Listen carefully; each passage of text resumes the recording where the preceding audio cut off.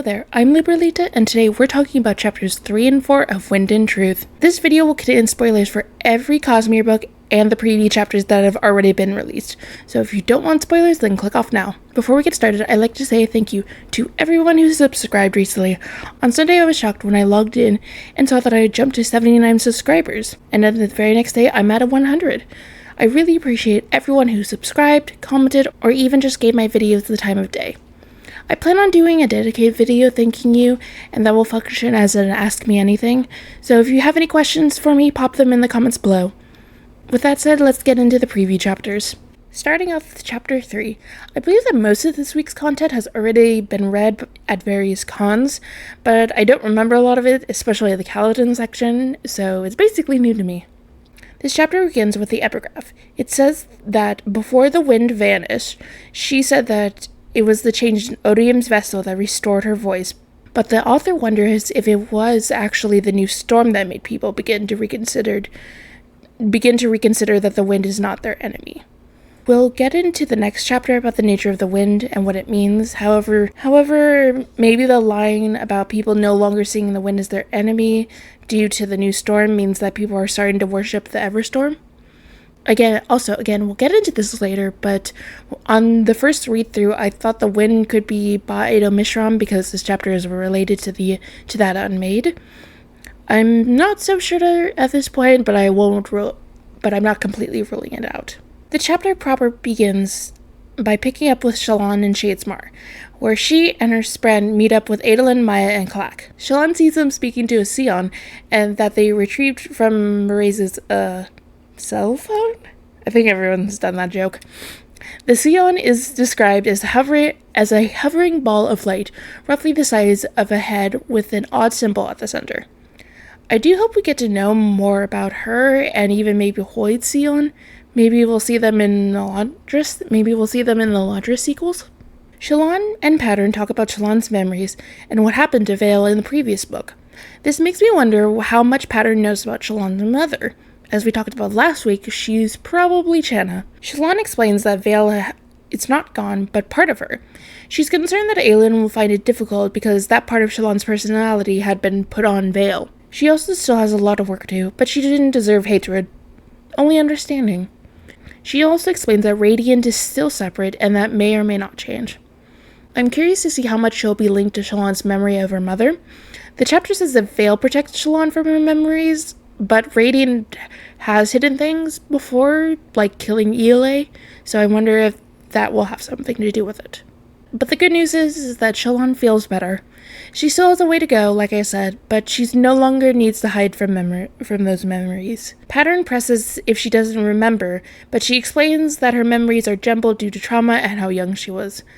Pattern pushing is possibly a hint that she knows about Channa. Just saying. Shallan studies Clack, and she is surprised that he's a herald. So, not that Gavilar really deserves shared ability, but it seems a bit more understandable that he wouldn't believe that he was a herald.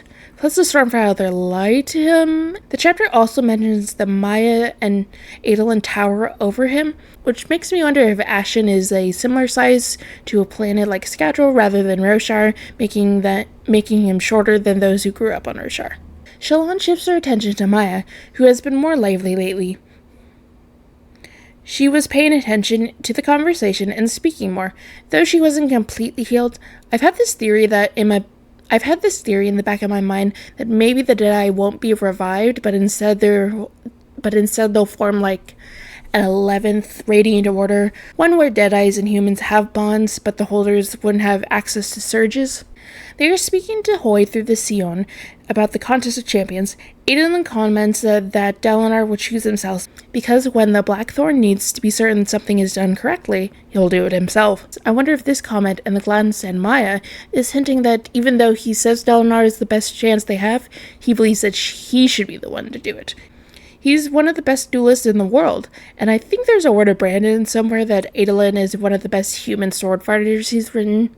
Adolin explains that Dalinar has sent Windrunners to go pick up the Shadesmar company back to Yorthiro, and they should arrive that day. Shallan is anxious to get back to the physical realm and away from the strange world of Shadesmar and the uppity Honorspren. Shallan asks about her brother's safety from the Ghostbloods. This chapter reminds us that after a year and a half of flirting with the Ghostbloods, Shallan has made her decision to not be a part of them, and effectively declare war on them, which, I mean, true. Theta does need more young women to adopt so he can fill that Vin-shaped hole in his heart. Just look at Ayatal. She worries that the organization knows her face and that Shallan is likely the greatest threat on the planet to their organization. Which, I mean, listen, Shallan, I love you, but I'm pretty sure the evil god that is trying to raise up an army to conquer the Cosmere is a little bit more important. Yes, you are powerful, however, the greatest threat on the planet, that's a bit dramatic. Though I am looking forward to the Theta Skype call. You know, I don't think this will happen, but I'm just putting this out there just in case I'm correct. It'd be really funny if there was like a remnant of Vin or Mary somewhere in the spiritual realm and Shallan found that. I don't think that's, like I said, I don't think that's likely to happen, but it'd be kind of amusing. And everything's all wibbly-wobbly, timey-wimey in the spiritual realm. Hoyt says that he has to manage Dalinar and prepare him for what's to come. And at the end of the next chapter, Dalinar hints that he has a conversation with Hoyt. So I'm sure we'll see that conversation at least at some point. But he also thinks that he can help Shallan with Mraize and his little crew by sending drawings of their members. But he warns Shallan to be careful because they're brutal, which, fair. I still remember Kelsier's dead to Hoyt in Secret History. The conversation continues. Hoyt says that he's 10,000 years old, and Shallan ignores it. She talks about Formless, who is a version of herself that has the capacity to do terrible things, but she walked away from it. Shallan worries that she's fated to kill every mentor that she's had, her mother, her father, 10 to a degree, and now Mraize. Though she should probably remember that Yasna is still alive, and technically Wit gave her advice, so not everyone. Hoyt says that the Ghostbloods want something extremely valuable, and Shallan has the key to it standing with her. I'm assuming that's Kalak.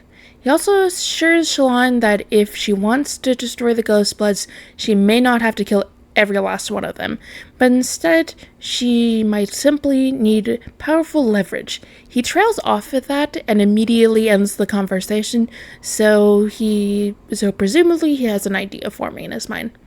Harmony help us all. Shallan confronts Kalak about the Ghostbloods and Ba'edo Mishram. He explains that for all her powers, she was still a Spren.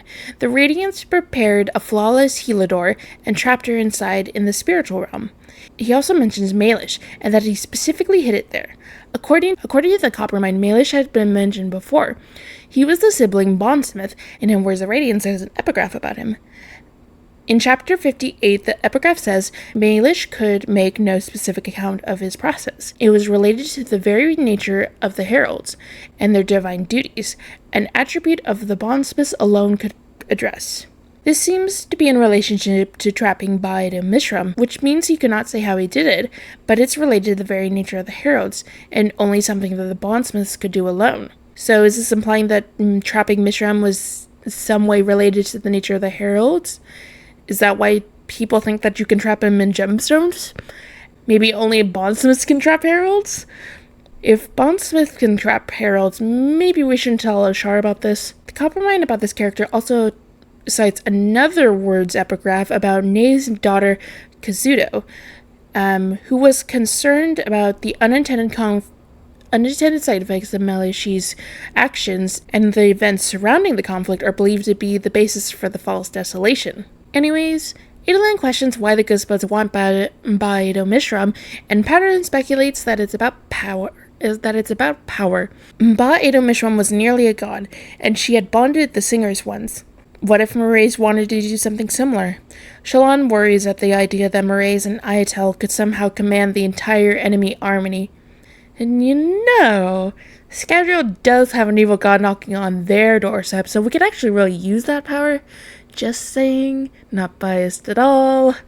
Pattern says that because Ba'edo Mishram's prism is in the spiritual realm, it would be nearly impossible to find it, and that because it's all wibbly wobbly, timey-wimey, then well, the last line of the chapter is Pattern being fairly certain Shallan will get him killed, which, that's not good. Feels very foreshadowy. Though, didn't I say last week that it's possible that Shallan will probably kill Pattern like Cal did in Words of Radiance, but he won't stay dead? Regardless, things are not looking good for him. But on to Chapter 4. The epigraph for Chapter 4 starts with a writer saying that in the ancient days, the wind often spoke to both humans and singers. This would mean that the reason for the wind cutting off communication was not because of odium, but because people began to fear her, or they began to worship the storm instead. Interesting that this is now establishing a distinction between the wind and the storm. But I'll save most of the speculation on the wind for later in this chapter. Kaladin and Syl are flying through Urithiru to get Dalinar. Kaladin notices the damage from the previous battle and is reminded of Teth's death. He thinks back to the rage he felt while he killed the pursuer. I find it interesting that Shallan and Kaladin are going through something similar. They're both scared of their capacity for evil, Shallan with Formless and Kaladin with his rage at the death of his friend. The chapter points out that the wind blew behind him, somehow even present inside Urithiru. It carried the armor spread as ribbon of lights. He also didn't hear the wind's voice, but it urged him forward. I wonder if the wind has something to do with his armor spread. If so, I wonder if Jasnah's hearing the voice? Since bonding with his sibling, the Spren have now found Navani intoxicating, which is really funny. Love to see Navani's reaction to that. And Dalinar's. Speaking of Jasnah, is her uptight Inkspren allured by her? That's pretty funny. Kaladin finds Hoid outside of his meeting room, reading a romance novel. His Siana is hovering over him. He tries to talk to him, but this happens. Wit being Wit, finished his page before acknowledging Kaladin. At last, the lanky man snapped the book close, then sat up and lounged on the sofa a different way. Arms spread across the back, one leg crossed over the other, looking like nothing so much as a king on his throne. A very relaxed king on a rather cushy throne. I smell new fan art. Then they discussed the flute. Well, Wit said, his eyes alight with amusement, if it isn't my favorite flute thief. You gave me the flute, Wit. Then you lost it. I found it again. Still, lost it. That's not the same as stealing. I'm a storyteller. I have the right to redefine words. That's stupid. That's literature. It's confusing. The more confusing, the better the literature. That is the most pretentious thing I've ever heard. Aha! Now you're getting it. I apologize for the voice acting. I'm not nearly as talented as Dorcas. Also, God, I hated Hoid. Affectionate. Mostly. We take a break from the plot to let Kaladin learn how to play the flute. Hoid says that the flute is similar to the one he gave Cal, but doesn't have the same capacity, so magic flute? Is it awakened? Nightblood cousin? They have their music lesson that lasts over an hour. When I first read this chapter, I had thought that Hoid was using a speed bubble to give them more time, but no, he's just Hoid. And now we get into the really interesting part. They talk about the origin of the song that Hoid plays for Kaladin in Way of Kings, Wandersail. Hoid explains that long ago it was a rhythm that guided humans across the void from one planet to another. They had followed it to reach your world. Syl adds that it was one of the rhythms of Roshar, but it was made into a song with tones of the gods. Hoid clarifies that it was the older gods than Kaladin's. So someone took the rhythm from Roshar, made it into a song with the tones of the old gods. Presumably the gods are older than the shards, so the tones of the dawn shards. But who made the song? Kaladin remembers the first time he heard Wandersail, and when Hoid played, the song seemed to echo. He then puts it together that the wind was doing it. The chapter then has this passage. When the world was created, Wit said, long before honor, cultivation, or odium arrived, Adonosium left something behind on it. Sometimes it's called the old magic, sometimes that term is applied to the night watcher who came, with cultivation's efforts, from one of those ancient spren. Listen to the wind when it speaks, Kaladin. It's weaker than it once was, but it has seen so very much. So, there's the word of Brandon that Andanosium created Roshar, and now it's canon confirmation, because remember, words of Brandon are only canon until they're not. As Andanosium was leaving, he left behind something that people referred to as the old magic. The Night Watcher is associated with the old magic because through cultivation efforts was created from an ancient spren. It sounds like it's implying that the wind might be an ancient spren. It also sounds like the book is moving away from Ba'i to Mishram, being the wind, but in the previous chapter, it reminded us that Mishram is just a spren. So perhaps she was an ancient spren, Odium unmade her, maybe all the unmade were created by Odium unmaking ancient spren, copying what cultivation did with the Night Watcher. So possibly the wind is still Ba'i to Mishram, or is an ancient spren that is still alive. The section also confirms that the voice Kaladin is hearing is the wind from the Epigraphs. In the previous chapter, the Epigraph says that the people stopped worshipping the wind in favor of the storm, and for some reason people started to fear her. Another connection to Mishram? Hoy then says to listen to the wind, and she will listen to you in return, but refuses to elaborate it anymore. Got him, Miss Harmony just saying, so Trella's autonomy and she's trying to kill us. Also, the emphasis on listening is interesting. I wonder if this is a connection between this and the listeners. Kaladin then says that Wit is talking as if one of us won't survive this. Lies, book. I refuse to believe Kaladin will die.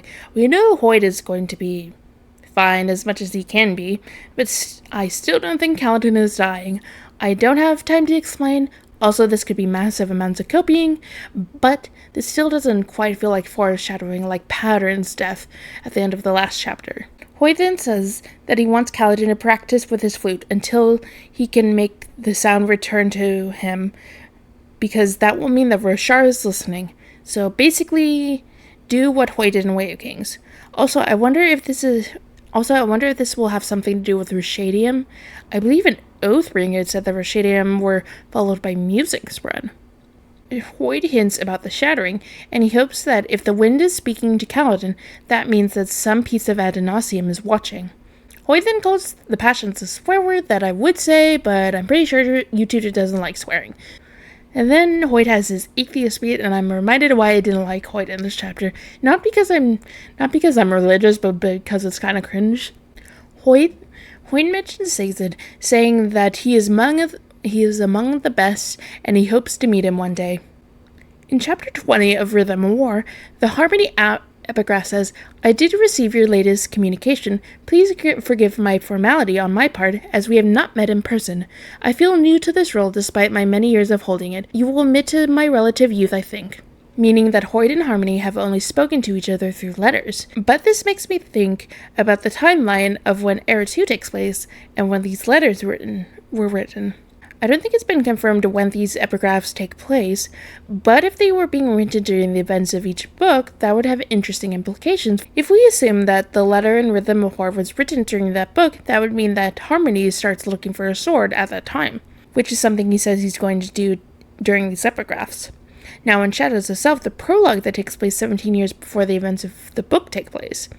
This is the flashback where Wax gets his earring, and at the very least he starts his path into becoming Harmony's sword. 17 years after Rhythm of War, barring Wind and Truth having random multi-year time skips that is extremely unlikely, would put Shadows of Self sometime during the second arc.